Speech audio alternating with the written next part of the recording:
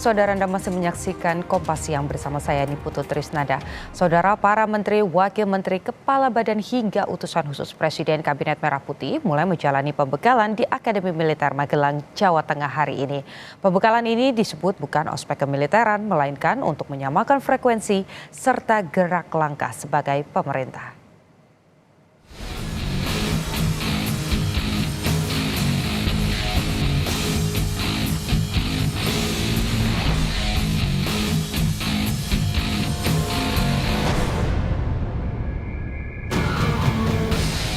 Pembekalan jajaran Kabinet Merah Putih mulai berlangsung pada Jumat pagi.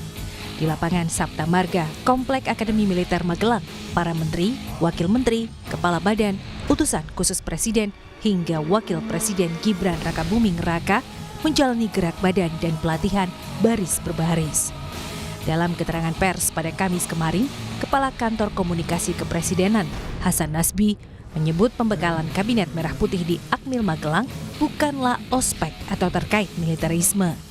Hasan bilang pembekalan bertujuan untuk menggembleng para menteri dan menumbuhkan kebersamaan sehingga memudahkan koordinasi menjalankan program pemerintah. Untuk menggembleng para menteri, tapi beliau bilang tidak usah takut, ini bukan ospek atau militerisme, ya. Ini untuk kebersamaan, keguyuban, untuk melakukan team building, dan untuk melakukan koordinasi. Selama 3 hari menjalani pembekalan dan team building, para menteri dan wakil menteri menginap di tenda glamping. Penampakan tenda glamping diunggah Wakil Menteri Imigrasi dan Pemasyarakatan Silmi Karim di akun media sosialnya.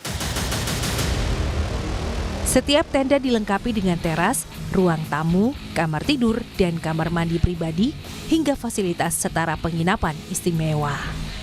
Setidaknya 120 tenda didirikan untuk tempat bermalam 109 anggota Kabinet Merah Putih, termasuk tenda untuk pembekalan materi.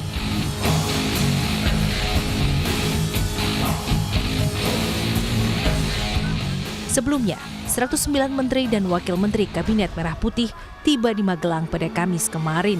Pembekalan dan tim building Kabinet Merah Putih akan berlangsung hingga Minggu 27 Oktober 2024.